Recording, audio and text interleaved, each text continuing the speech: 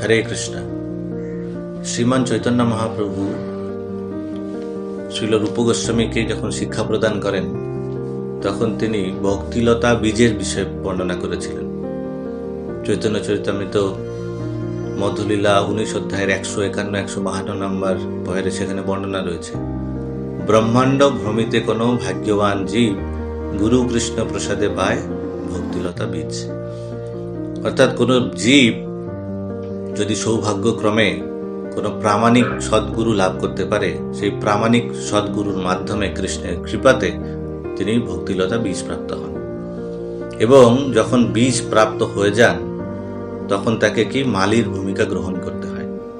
মালি হইয়া সেই বীজ করে আরোপণ, শ্রবণ কীর্তন জলে কর এসেচন। তখন মালি হয়ে তাকে সেই বীজকে রক্ষা করতে হয়। আর যখন সেই বীজকে রক্ষা করবে, তাকে জল সিঞ্চন করবে, কি জল? শ্রবণ কীর্তন জল। তখন সেই বীজ থেকে ধীরে ধীরে করে অঙ্কুর উৎপন্ন হবে এবং অঙ্কুরিত হয়ে সেই বীজ বাড়তে বাড়তে লতা, ভক্তিলতা উৎপন্ন হবে এবং ভক্তিলতা বর্ধিত হতে হতে সেই ভক্তিলতা গোলক বৃন্দাবনে রাধা কৃষ্ণের চরণে গিয়ে পৌঁছে প্রেম ফল উৎপন্ন করবে। ব্যক্তি এই জগতে বসে থাকবে, তার ফল গোলক বৃন্দাবনে পৌঁছে যাবে। তো বীজ কি না? বীজ হলো পদ্ধতি, জ্ঞান। কিভাবে আমরা সেই লক্ষ্যে পৌঁছাতে পারি, সেটা হচ্ছে বীজ।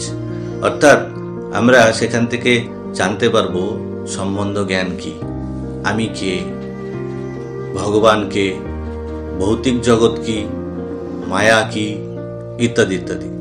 তার সাথে সাথে অভিধেয় কি, কিভাবে মায়া থেকে বেরিয়ে ভগবানকে প্রাপ্ত করা যাবে। অর্থাৎ ভক্তির যে 64 অঙ্গের জ্ঞান, সেই জ্ঞান সেখানে প্রদান করা হয়েছে। আর প্রয়োজন কি? এই জ্ঞানের প্রয়োজন, জীবনের লক্ষ্য কি। এই বীজকে, জ্ঞানকে যত গুরুত্ব সহকারে আমরা গ্রহণ করব এবং অন্তঃকরণ পর্যন্ত নিয়ে যাব। অন্তঃকরণ বলতে সূক্ষ্ম শরীর, অর্থাৎ মন, বুদ্ধি, অহংকার, চিত্ত, এই পর্যন্ত যখন আমরা পৌঁছে দেব, আমরা হৃদয়ঙ্গম করব, যাতে আমরা বুঝতে পারি যে সেই জ্ঞান কি, তখন আমরা ভালোভাবে জপ করতে পারব। হৃদয়ঙ্গম করা মানে যে আমরা স্বভাবত মনের দ্বারা চালিত হই, কিন্তু যখন আমরা হৃদয়ঙ্গম করব তখন এই মনকে এই জ্ঞান দ্বারা পরিচালিত করতে হবে। আমি কৃষ্ণের দাস, এই সংসার অনিত্য, এই সংসারে আমার সম্বন্ধ অস্থায়ী, আমার স্থায়ী শাশ্বত সম্বন্ধ হচ্ছে ভগবান কৃষ্ণের সাথে। ভক্তির সমস্ত নিয়ম আমাকে পালন করতে হবে।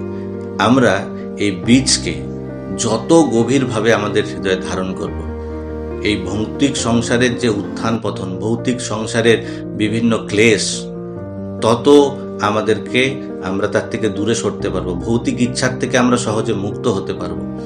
কিন্তু যদি আমরা এই বীজ কেবলমাত্র ভাষা লেভেল, মানে উপরে উপরে যদি স্তরে আমরা গ্রহণ করি, তাহলে ভৌতিক জগতের বিষয় আমাদের প্রতিনিয়ত প্রভাবিত করবে, ভৌতিক বিষয় আমাদের বিচলিত করবে। তাই এই জ্ঞানকে আমাদের চিত্তে পৌঁছে দিয়ে আমাদের হৃদয়ের অন্তঃস্থলে আমাদেরকে ধারণ করতে হবে। আর এই হৃদয়ে ধারণ করা মানে সম্বন্ধ জ্ঞান, যে আমি কৃষ্ণ দাস, সেই জ্ঞান আমাদের হৃদয়ে যখন স্থির থাকবে, দৃঢ় হবে, তখন আমরা গিয়ে ভালোভাবে জপ করতে পারবো। শ্রীল ঈশ্বরপুরীপাদ যখন চৈতন্য মহাপ্রভুকে দীক্ষা প্রদান করেন, মহাপ্রভুকে বলেছিলেন যে গভীরভাবে ভাগবতম অধ্যয়ন করতে। তো আমরাও ভাগবতম অধ্যয়ন করতে পারি। ভাগবতম অধ্যয়ন করলে শ্রীল প্রভুপাদের তাৎপর্যকে আমরা যদি অধ্যয়ন করি, আমরা পড়ি, আমরা যদি তা শ্রবণ করি, তাহলে পরে আমাদের যে সম্বন্ধ জ্ঞান সেটা স্পষ্ট হবে। আমরা অভিধেয় কি আমরা জানতে পারবো, হরিনামের মহিমা আমরা জানতে পারবো, তখন গিয়ে আমরা ভালোভাবে জপ করতে পারবো। তাই আমাদের এই তত্ত্বকে পরিষ্কারভাবে জানতে পারলে আমরা ভালোভাবে জপ করতে পারবো। তাই আসুন আমরা সকলে হৃদয় দিয়ে আমরা ভাগবতম অধ্যয়ন করে সেই সম্বন্ধ, অভিধেয় প্রয়োজনকে বুঝে তারপর আমরা যদি তার হৃদয় ধারণ করে জপ করি, তাহলে আমরা অত্যন্ত সুন্দরভাবে জপ করতে পারবো। হরে কৃষ্ণ কৃষ্ণ কৃষ্ণ হরে হরে, হরে রাম রাম রাম হরে হরে। হরে নাম প্রভু কি জয়। জগৎগুরু শ্রীল প্রভুপাদ কি জয়।